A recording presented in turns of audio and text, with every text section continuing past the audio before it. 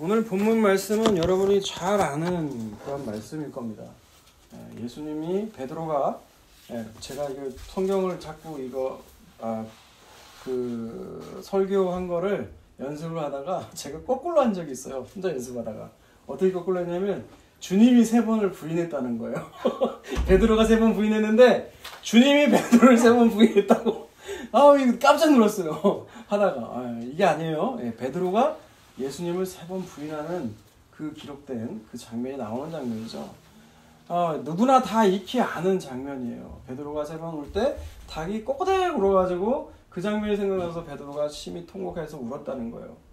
근데 이미 베드로가 3번 부인할 것에 대해서 예수님이 이미 마태복음에서 말씀하셨죠. 우리 26장 본문에 기록된 26장 30절부터 한번 볼까요? 31절부터 볼까요? 그때 예수께서 제자들에게 이르시되 오늘 밤에 너희가 다 나를 버리리라. 기록된 바 내가 목자를 치리리니 양의 떼가 흩어지리라 하였느니라. 그러나 내가 살아난 후에 너희보다 먼저 갈릴리로 가리라. 예수님이 말씀하셨어요. 오늘 밤에 너희가 나를 다 버리게 될 거라는 거예요. 근데 그 버리게 될 거라는 말씀이 뭐죠? 그게 바로 스가랴 13장 7절의 말씀을 인용해서 그 말씀이 선지자가 성령에 감동되어서 예수님을 모두 다 버리게 될 거다. 목자를 칠 것인데 다 배신하고 다 떠나게 될 것이다. 그 자리가 어디예요? 십자가의 그 자리에서 모두 다 배신해야 된다는 거예요. 그렇게 돼야 어떻게 되는 거예요? 하나님 말씀하신 바를 다 이루어가는 거예요. 특히 마태복음의 목적이 뭐라고 했어요? 독자 중에 누구라고 했어요? 유대인들. 말씀을 아는, 그 구약의 말씀을 아는 유대인들이라면 이 말씀을 딱 읽었을 때 뭐가 떠올려야 돼요? 스가랴서 말씀이 떠올라야 되는 거예요. 그때 당시에는 몰라요. 근데 성령이 오시고 나니까 마태가 예수님이 그 말씀을 그때 그렇게 하셨어. 그래서 기록된 거예요. 그래서 베드로뿐만이 아니라 모든 제자들이 다 예수님을 버리고 떠나야 되는 거예요, 여러분. 안 떠나면 안 돼요. 만약 베드로가 예수님을 떠나지 않고 그 예수님과 함께 체포돼서 같이 고난받고 같이 십자가에 못 박혀 죽으면 베드로가 예수가 되는 거예요. 하나님 말씀보다 더 위대한 자가 되는 거예요. 그런 일이 있어서는 안 되는 거예요. 성경에 기록된 대로 베드로는 예수를 부인해야만 돼요. 그런데 베드로가 뭐라고 대답해요? 33절에 대답하여 이르되 모두 주를 버릴지라도 나는 결코 버리지 않겠나이다. 각주를 보세요. 버린다는 단어가 뭐라고요? 주로 인하여 실족하지 내가 않겠다라는 거 나와 있잖아요. 부인하지 않겠다는 게 내가 실족하지 않겠다는 거예요. 이것은 자기 교만입니다. 자기 자신에 대한 그 확고한 생각으로 나오는 그 교만이에요. 의리에서 나온 것이라고 생각하지만 그 인간적인 의로는 절대로 하나님이 원하시는 의에 도달할 수가 없다는 얘기예요. 그러나 베드로만 얘기한 게 아닙니다. 베드로에게 예수님이 뭐라고 했어요? 내가 진실로 내게 이르노니 닭이 울기 전에 내가 나를 3번 부인하게 될 거다. 근데 뭐라고요? 베드로는 절대 그렇지 않게 내가 주와 함께 죽을지언정 그런 일은 있을 수가 없다는 거예요. 그리고 베드로뿐만이 아니라 모든 제자도 다 그와 같이 말했다는 거예요. 아마 제자들은 눈치 게임 시작했을 거예요.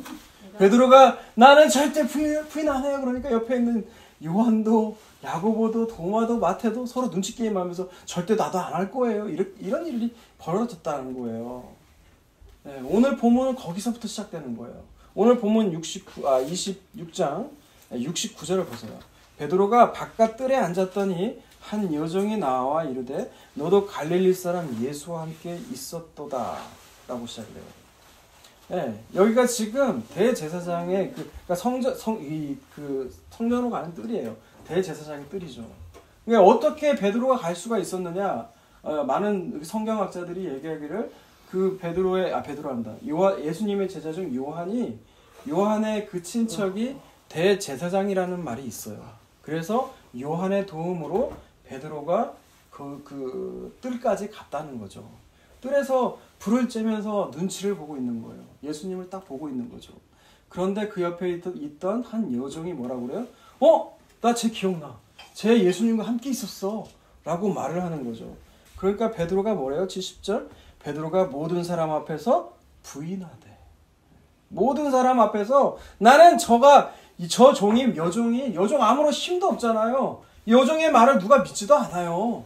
그 당시 여자의 말은 신빙성이 없어요. 증인에 들어가지도 않는다고요. 그런데 하물며 이 여종의 말에 발끈해가지고 나는 예수를 모른다고 모든 사람 앞에서 부인하더라는 거예요. 이게 첫 번째 부인이에요. 그리고 두 번째 보니까 71절에 보니까 이제 앞문까지 나아간 거예요. 왜 앞문까지 나아갔을까요? 지금 뜰이거든요. 앞문까지 나아갔다는 건 뭐냐면 지금 베드로가 여기 있다가 나는 이런 말 쓰면 안 되는데 못되겠다 해가지고 베드로가 앞문까지 나아가서 도망가려고 하는 거야 사실. 그 장면이에요. 다른 여종이 그를 보고 거기 있는 다른 사람에게 말하되 이자가 나사렛 예수와 함께 있었다는 거예요. 그러자 베드로는 뭐라고 말해요? 72절 여러분 읽어볼까요? 시작. 맹세하고 또 부인하여 이르되 나는 그 사람을 알지 못하노라. 나는 예수가 도저히 누군지 모른다는 거야. 이때 맹세했다는 거예요. 맹세. 나는 절대 알지 못한다는 거죠. 네. 그 다음에 또 두 번째 부인했죠. 이제 세 번째로 보니까 조금 후에 곁에 있던 사람들이 나와 베드로에게 이르되 다른 공관복음 누가복음을 보게 되면 누구냐면 그 예수를 잡아와서 그 잡아오려고 할 때 베드로가 그 제사장 종이 귀를 치잖아요. 그 피해자의 친척이 얘기한 거예요. 친척이 딱 들어보니까 뭐예요? 졌던 사람들이 베드로에게 이르되 너는 진실로 그의 도당이라 내 말소리가 너를 표방한다 하거늘. 이게 뭐냐면 베드로가 나사렛 출신이잖아요. 갈릴리 출신. 어부들만의 그 말 특유의 톤이 있어요. 억센 톤. 그 톤을 보니까 너 베드로 맞아! 라고 한 거예요. 우리도 그러잖아요. 딱 모이면 지방에서 온 사람들은 다 티가 나요. 저는 표준말을 씁니다. 저기죠. 그런데 흥분하고 그러잖아요. 그러면 어떤 말을 써요? 사투리가 나오더라고요. 사투리가. 아마 베드로도 그랬을 거예요. 아니요! 절대 아니요! 나 아니라고! 막 이런 사투리가 나니까 저 새끼 베드로 맞네! 이렇게 딱 된 거예요. 들통이 난 거예요 지금. 그러니까 말하여 74절에 그가 저주하여 맹세해 이르되 나는 그 사람을 알지 못한다! 라고 얘기한 거예요. 저주해서 맹세했대요. 여러분 이 저주했다는 게 누구를 저주한 걸까요? 우리가 이 날마다 저희 가정 예배를 맨날 드리거든요. 가정 예배 이제 기도할 때 뭐라고 하냐면 엄마가 그랬나요? 예수를 저주한 거래요. 예수를 저주한 걸까요? 아니면 베드로 자신을 이름을 걸고 저주한 걸까요? 이게 재밌어요. 이 저주한다는 단어가 사실 이 성경 용례에서 보면은 둘 다 해당돼요. 근데 그냥 언어학적으로 보면 저주한다는 것이 타동사거든요. 누구를 저주하는 거잖아요. 그러니까 이게 타동사이기 때문에 목적어가 필요하기 때문에 이게 예수라고 볼 수도 있습니다. 예수라고 볼 수도 있어요. 그런데 이게 또 그 성경에 저주하다라는 맹세하다라는 단어를 찾아보게 되면 이 단어를 찾아보게 되면 처음에 쓰인 용례를 보게 되면 자기 자신을 가리킨 경우가 많아요. 네, 여러분 사무엘하 3장 9절과 사무엘하 3장 35절을 보게 되면은 나중에 찾아보세요. 그 사울이라고 하는 인간이 죽게 되고 이 사울의 아들 이스보셋이 왕위를 이어받잖아요. 근데 사울의 군대 장관이었던 아브넬이 있었어요.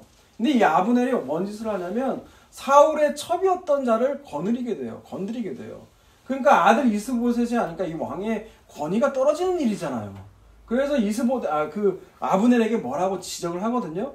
그러니까 아브넬이 열받는 거예요. 내가 없으면 네가 뭐 아무것도 아닌데. 그러면서 뭐라고 하느냐? 내가 다윗에게 그 왕의 기름 부음 받은 자에 가지 않으면 내가 벌 위에 벌을 내리겠다고, 벌 위에 하나님이 나를 벌 위에 벌을 내리시기를 원한다고 맹세를 해요. 자기 자신의 이름을 걸고. 여러분이 잘 알고 있는 그 여자, 악한 여자 누구예요? 악한 여자 이세벨. 이세벨이 엘리야를 죽일 때 뭐라고 그래요? 내가 저자를 죽이지 않으면 벌 위에 벌을 내게 내려도 합당하다는 거예요. 그 같은 장 아까 사무엘하 3장에서도 그 아브넬이 결국 요압의 손에 죽게 되거든요. 그에 대해서 다윗이 금식을 하게 돼요. 금식을 할 때 내가 뭘 먹기라도 하면은 하나님이 내 위에 벌을 내려도 할 말이 없다고 얘기를 해요.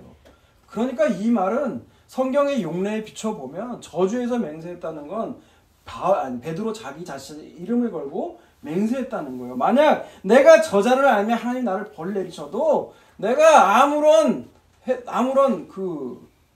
뭐라고 해야 돼요? 아무런 그런 벌 위에 내려도 아무 할 말 없다는 거예요.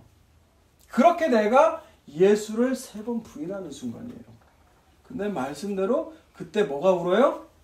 닭이 배경음악처럼 우는 거예요. 닭이 배경음악처럼 꼬꼬닥 하고 우는 거예요.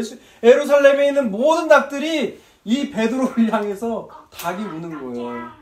그러니까 뭐가 떠올라요? 75절 이에 베드로가 예수의 말씀에 닭이 울기 전에 내가 3번 나를 부인하라는 말씀하심이 생각나서 밖에 나가서 심히 통곡하니라. 그래서 오늘 설교 제목이 베드로의 통곡이에요. 여러분 근데 이 상황이 저는 잘 이해가 안 가요. 왜? 생각이 났다는 거예요. 어떻게 생각이 난 걸까? 많은 사람들이 그 대제사장의 뜰에 모여 있었어요. 많은 사람이 어수선해요. 그리고 예수님은 맞고 정신이 없어요. 이런 상황 속에서 어떻게 베드로가 그 말씀하신 것이 떠올랐을까요? 기억력이 좋으니까. 네? 여러분 그 말씀 이게 이해가 되세요? 닭이 우니까 그런 걸까요? 기억력이 좋아서. 기억력이 좋아서 그런 걸까요? 더 나아가면 이상한 얘기 다 나올 것 같아요. 이 같은 말씀을 다루고 있는 평행본문인 누가복음 22장을 보세요. 누가복음 22장을 보면 한 사건이 더 덧붙여 있거든요. 누가복음 22장 60절부터 한번 볼게요. 베드로가 이르되 이 사람아 나는 내가 하는 말을 알지 못하노라 하고 아직 말을 하고 있을 때에 이제 닭이 곧 운 거예요. 그죠? 근데 61절에 보면 뭐가 나와 있어요? 61절 읽어볼까요? 시작. 주께서 돌이켜 베드로를 보시니 베드로가 주의 말씀 곧 오늘 닭이 울기 전에 내가 3번 나를 부인하리라 하심이 생각나서 밖에 나가서 심히 통곡하리라. 이때 지금 어떤 장면이 덧붙여져 있어요? 예수님께서 베드로를 보신 거예요. 베드로를 보신 거예요. 여러분 회개한다는 이 성경의 헬라의 단어가요 2가지가 있거든요. 제가 적어왔어요. 맨날 까먹더라고요. 이거 나중에 하려고 했는데 메타노에오라는 단어하고 메타펠레오라는 단어가 있어요. 똑같은 이건 좀 비슷한 단어예요. 예, 후회하다, 통곡하다 다 똑같은 거예요. 예, 여러분이 잘 아는 유다도 예수님 자기가 죄 없는 자를 팔아먹은 거에 대해서 후회해가지고 어떻게 해요? 자살하잖아요. 그 후회하다는 단어도 메타펠레오거든요. 베드로가 생각나서 통곡한 것도요. 메타노에예요. 근데 단어가 좀 달라요. 이게 뭐냐면 메타노에라는 단어가 뜻이 뭐냐면 돌아서다라는 거예요. 턴한 거예요. 턴한 거. 근데 메타펠레오는 뭐예요? 그냥 감정적으로 내가 후회한 거예요. 이게 유다와 베드로의 차이기도 합니다. 그런데 둘 다 배신한 건 마찬가지잖아요. 그죠? 그런데 베드로는 어떻게 했다고요? 메타노예요. 돌아섰다는 거예요. 그 베드로가 돌아선 거예요? 아니요. 주님이 지금 베드로를 향해서 돌아섰어요. 그리고 어떻게 해요? Look at 바라본 거예요. Look at은 잘 그냥 주위에서 본 거예요. 그러니까 베드로가 뭐가 떠올라요? 예수님이 하신 말씀이 생각이 떠오른 거예요. 여러분 그래서 베드로가 통곡하게 이르는 거죠. 그런데 여러분 베드로가 이때 회개한 건 아니에요. 네. 베드로가 나중에는 예수님 부활했다는 소식 듣고도요 고기 잡으러 간 인간이에요.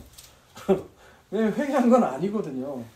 네. 그런 상황 속에서 이런 어수선한 상황 속에서 예수님이 베드로를 딱 보신 거죠. 여러분 예수님이 어떤 눈길로 이 베드로를 보게 된 걸까요? 저희 어머니가 저를 항상 쳐다볼 때 그 눈길이 있어요. 예전에 그 눈빛이 있어요. 이 새끼 네가 그럴 줄 알았다. 눈빛. 네가 그럴 줄 알았다. 그러면 그렇지. 예전에 그런 눈빛이 있었다고요. 예전에. 어머니 낮추는 말이 아니라 그런 눈빛이 있었다는 거예요. 예수님 만약 그런 눈빛으로 보셨을까요? 베드로를? 거봐 내가 네 놈 3번 나를 부인한다 했지. 저 말만 살아있는 놈. 이렇게 하고 바라보셨을까요? 네. 아니요. 저는 이 눈빛을 경험적으로 알아요. 제가 처음 은혜 받았을 때 예수님의 이 눈빛을 봤거든요. 네. 이 눈빛은요. 그런 눈빛 아닙니다. 여러분. 연민의 눈빛이에요. 연민의 눈빛. 내가 이해한다. 내가 너라도 나 부인했어. 예수님은 체휼하세요. 그걸 비난하지 않는다고요. 비난하는 건 누구예요? 마귀예요. 제가 제 자녀들에게 뭔 짓을 했느냐? 예수님의 눈빛을 보낸 게 아니라 정죄한 눈빛, 마귀의 눈빛 많이 보냈더라고요. 이 장면 보는데. 예수님은 우리를 죄를 지었을 때요. 제가 요즘에 감명 깊게 읽은 책이 있거든요. 마음이 온유하고 겸손하니라는 그 책. 제가 선물로 받은 책이 아니라 아내가 받은 책인데 제가 먼저 읽었어요. 근데 그 책을 읽는데 그 책의 첫 마디가 그렇게 저를 잡더라고요. 예수님은 우리가 죄를 지었을 때 그 죄를 가지고 정죄하고 지적하지 않으신다고요. 오히려 안타까워하시고 그를 위해서 기도하신다고요. 그 마음이 온유하고 겸손하신 분이 누구예요? 우리 예수님이세요. 여러분, 우리가 죄를 지을 때마다 어쩔 수 없는 건 아니죠. 내가 좋아서 죄 짓는 거니까. 그 죄를 지을 때마다 우리 안에 계신 성령이 많이 안타까워하신다는 거예요. 베드로를 보실 때 그러셨어요, 예수님이. 너 그럴 줄 알았다, 그게 아니고 그를 보고 연약하여서 체휼하심으로, 긍휼히 여기심으로, 안타까우심으로 그 눈빛으로 보셨다는 거예요. 여러분, 누가복음 아까 22장을 봤잖아요. 그 똑같이 다루고 있는 그 평행 본문에 31절부터 34절에 보면 이런 얘기가 있어요. 베드로가 부인하지 않겠다고 하니까, 시몬아 시몬아 보라, 사탄이 너희를 밀가루 부르듯 하려고 요구하였으나 그러나 내가 너를 위하여 내 믿음이 떨어지지 않기를 기도하였노니 너는 돌이킨 후에 내 형제를 굳게 하라. 그가 말하되 주여 내가 주와 함께 오게도 죽는 데까도 가기를 각오하였나이다. 이르시되 베드로야 내가 내게 말하노니 오늘 닭 울기 전 내가 3번 나를 모른다고 부인하리라 하시니라. 예, 베드로가 일어난 사건은 사단이 지금 일으킨 사건이에요.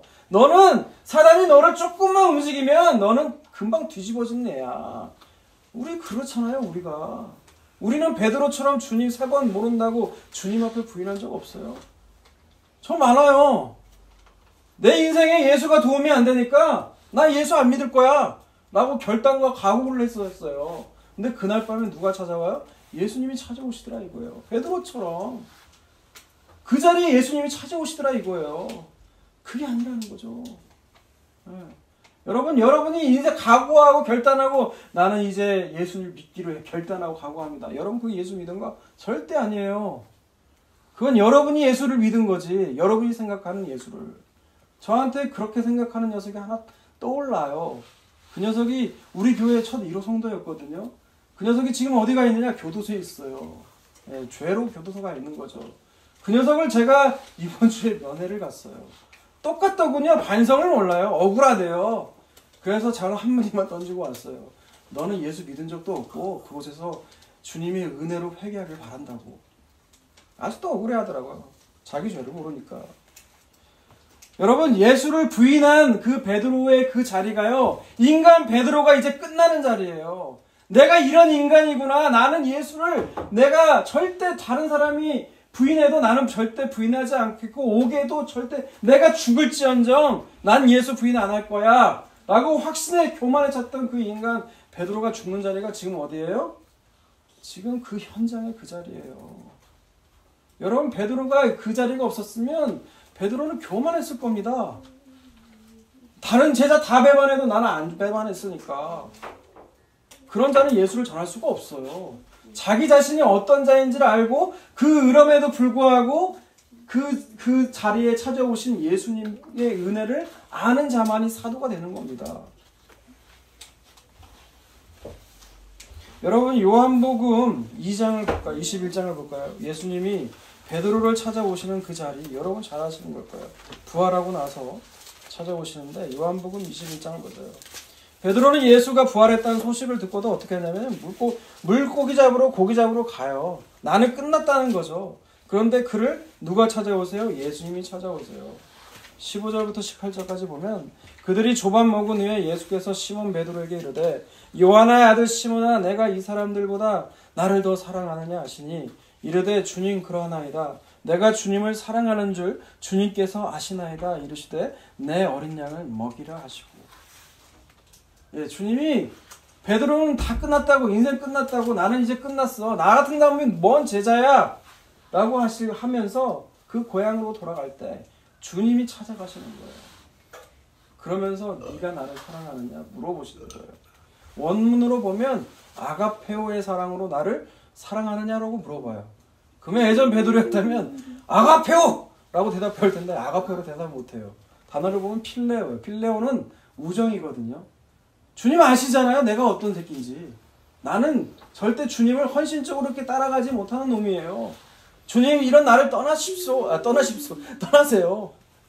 예, 아마 베드로의 대답은 주님이 나를 이제 이 사람들보다 내가 나를 사랑하느냐의 질문을 던졌을 때 제가 베드로라면 정말 울먹였을 것 같아요. 왜? 나는 어떤 놈인지를 내가 아니까. 그런데 그 주님이 베드로를 회복시키시는 말을 해요. 그렇다면 내 양을 먹여라. 두 번째, 세 번째 같은 질문을 하세요. 근데 세 번째 질문 때는 예수님이 아가페오 사랑으로 날 사랑하냐가 안 하세요. 뭐라고 하냐면 필레오의 사랑으로 나를 사랑하냐고 물어봐요. 낮추신 거죠, 예수님이. 그러면서 뭐라고 해요? 베드로는 내 양을 먹이려고 말씀을 해요. 베드로가 필레오의 말이 좀 혼나갈 수도 있잖아요. 네, 정정할게요. 필레오 사랑으로 주님을 사랑한다고 말을 해요. 그리고 내 양을 예수님이 먹여라 라고 말씀할 때 그 말씀을 이제 따라가는 거죠. 여러분, 자기 자신한테 실망할 때 있어요, 없어요? 있죠. 이런 내가 정말 예수 믿는 자에 맞나? 여러분, 그 생각이 드셔야 예수 믿는 사람 맞아요. 그렇지 않고 역시 그래야 역시 내가 주님이 나를 기뻐하실 거야 이런 생각 들면 잘 보세요. 그런 자는 예수 믿지 않는 것보다는 내가 만든 예수를 믿기가 더 쉬운 자거든요. 이렇게 다 모든 것이 끝났다고 무너진 자리에 주님이 찾아오시는 거예요. 그 주님이 찾아오실 때 베드로는 내가 자격이 없음에도 불구하고 나를 불러주신 그 하나님의 은혜를 그제서야 아는 거예요. 그럼 베드로는 어떤 복음을 전해요? 여러분 베드로후서 1장을 볼까요? 베드로후서 1장을 보세요. 베드로후서 1장을 보면 베드로가 전후서를 썼죠. 베드로의 성격상 많은 걸 못 써요. 어차피 성경에 기록된 말씀 다 똑같은 건데 뭘 또 이렇게 많이 줘. 바울 보면 이해가 안 될 거예요. 그래서 바울하고 베드로는 사이가 안 좋아요. 베드로는 바울을 볼 때 이 무식한 베드로를 볼 때 이 무식한 녀석이라고 생각하지만 베드로는 바울처럼 저 말 많은 녀석이라고 생각할 거예요. 베드로는 성격이 짧고 굵거든요. 1장 18절 베드로후서 말하는 이상한 소리. 베드로후서 1장 18절이 아닌데 엉뚱한 걸 했네요. 베드로후서가 아닌가 봐요. 제대로 1장이네. 전서. 제가 후서라고 적었네요. 전서 1장 18절과 19절을 보세요. 제가 읽어드릴게요. 너희가 알거니와 너희 조상이 물려준 헛된 행실에서 대속함을 받은 것은 은이나 금같이 없어질 것으로 된 것이 아니요 오직 흠없고 점없는 어린 양 같은 그리스도의 보배로운 피로 된 것이니라. 아멘. 예, 베드로가 전하는 복음은 오직 예수예요, 예수. 왜? 나에게서 나올 것이 쓸데없기 때문에 은과 금같이 헛된, 우리는 은과 금 되게 좋아하잖아요. 근데 은과 금은 헛된 것이라는 걸 베드로는 자기 경험 통해서 아는 거예요. 오직 어린 양, 그 예수 그리스도의 보혈만을 증거하게 된다는 것이죠. 여러분, 성경을 읽다 보면 이해가 안 될 때가 있을 거예요. 저는 특히 개인적으로 그 정치사 중에 노무현 대통령 자살한 게 진짜 마음 아파요. 괜찮은 사람이거든, 인간적으로는. 예. 그 양심의 자책감이 들어서 자살한 유다처럼, 유다하면 저는 노무현 대통령은 너무 비슷한 것 같아요. 안타까워요. 예. 진짜 괜찮은 인물들은 자살하고요. 진짜 쓰레기 같은 놈들은 어떻게든 살아남아요. 우리 정치사를 보면 그래요. 근데 그게 성경과도 좀 연결돼 있다는 것 같다는 거예요. 예. 여러분, 유다는 유다만큼 인간적으로 매력적인 인물 없어요. 자기가 한 짓을 아니까 죄책감에 너무 시달린 거예요. 그래서 자살을 하고 말아요. 안타깝지 않습니까? 그런데 베드로는 똑같이 배반하고 예수님 부활했는데도 어때요? 고기 잡으러 가고 그 고기 잡으러 가는 데가에 예수님이 찾아오셔서 그를 회복시켜 사도로 만드시고. 여러분, 이 두 장면을 보면 불공정하다는 생각이 안 들어요? 아니, 누구는 회개의 기회를 주고 누구는 왜 유다는 예수님이 안 찾아와서 유다는 자살하고야 마는가? 그런데 성경은 뭐라고 그래요? 이게 성경이 기록된 대로 말씀한 대로 이루게 하려 하심이라는 거예요. 유다는 자살을 해야 돼요. 유다는 예수를 배신해야 돼요. 베드로도 배신하지만 베드로는 다시 살리심을 받아요. 이게 다 모든 것이 누구의 주관이다고요? 하나님의 주관이라는 거예요. 그런데 우리는 하나님의 그 주관하심 앞에 이건 불공정하다, 불공평하다 할 수가 있는 거예요. 왜? 인간은 그래서 죄인이에요. 기록되기를 로마서에서 내가 예서는 미워하였고 야곱은 사랑하였다고 나했거든요. 저 이거 방금 또 거꾸로 하려고 했어요. 예서는 미워하였고 야곱은 사랑했다는 거예요. 그런데 여러분 그 앞에서 이미 태어나기 전부터 어떻게 한 사람은 미워하고 한 사람은 사랑하느냐는 질문이 우리의 머릿속에 가득 차 있어요. 여러분 이게 뭐라고요? 선악과 먹은 인간의 죄예요. 죄. 여러분 한낱 예레미야를 보게 되면 토기장의 비유가 나오거든요. 토기장의 그 토기가 그 흙들이 넘쳐가지고 이것을 처리를 해야만 돼요. 근데 토기장이가 어떻게 해요? 이거는 이런 그릇으로 저런 그릇으로 만들 것을 하물 토기장이도 만든다는 거예요. 토기장이도 만들 때 이거는 요관 그릇으로 써야지, 이것은 귀금속 담는 그릇으로 써야지. 토기장이도 하물며 인간에 불과한 토기장이도 그렇게 다 만들 용도를 생각하는데 하물며 하나님께서 그런 용도로 쓰시겠다는데 너희들 인간이 어떤 권위로 주장하겠냐는 거예요. 우리 디모데후서의 말씀 읽고 말씀을 마치도록 하겠습니다. 디모데후서 2장입니다. 디모데후서 2장을 봅시다. 데살로니가전서, 디모데후서. 이제 다음 달에 데살로니가서도 나가더라고요. 전서도 보니까. 디모데후서 2장을 봅시다. 2장 8절부터 한번 보겠습니다. 내가 전한 복음대로 다윗의 씨로 죽은 자 가운데서 다시 살아나신 예수 그리스도를 기억하라. 복음으로 말미암아 내가 죄인같이 매이는 데까지 고난을 받았으나 하나님의 말씀은 매이지 아니하니라. 지금 바울이 얘기해요. 그러므로 내가 택함을 받은 자들을 위하여 모든 것을 참음은 그들도 그리스도 예수 안에 있는 구원을 영원한 영광과 함께 받게 하려 함이라. 미쁘다 이 말이여, 우리가 주와 함께 죽었으면 또한 함께 살 것이요, 참으면 또한 함께 왕노를 할 것이요, 우리가 주를 부인하면 주도 우리를 부인할 것이라. 우리는 미쁨이 없을지라도 주는 항상 미쁘시니 자기를 부인할 수 없으시리라.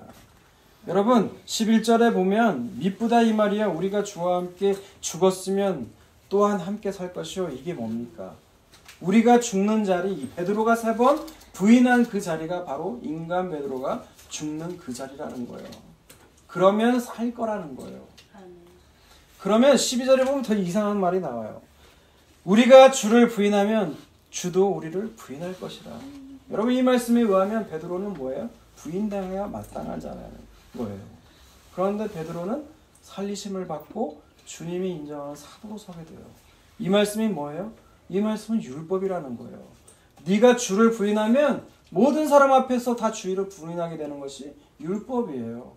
부인 당해야 베드로는 마땅합니다. 근데 그 부인 당함을 대신 누가 당하세요? 예수님이 대신 당하시잖아요. 그 십자가에서. 그 부인 당함은 내가 당하고 살리심은 누가 살리심 당해요? 베드로가, 우리가 그 십자가에서 하나님 아버지로부터 배척받고 하나님 아버지가 등 돌린 자리가 바로 그 십자가의 그 자리예요. 예수님이 우리가 등 돌렸는데, 우리가 등 돌리고 우리가 배신당해야 마땅하고 우리가 부인당해야 마땅하는데 예수님께서 그 십자가에서 아버지 하나님으로부터 부인당하시는 거예요. 누구 때문에? 나 때문에, 우리 때문에. 그게 십자가의 그 자리라는 거예요. 그래서 우리는 미쁨이 없습니다. 13절의 말씀, 미쁨이란 건 신실함이에요. 우리는 미쁨이 없을지라도 주는 항상 신실하시니 자기를 부인할 수 없다는 거예요. 우리의 구원은 그래서 완전한 거예요. 예수님 때문에. 예수님 때문에. 율법의 저주를 자신이 다 당하시고 그 모든 의를 우리에게 돌리시는 거예요. 여러분 그게 그리스도의 십자가예요. 그리스도의 십자가.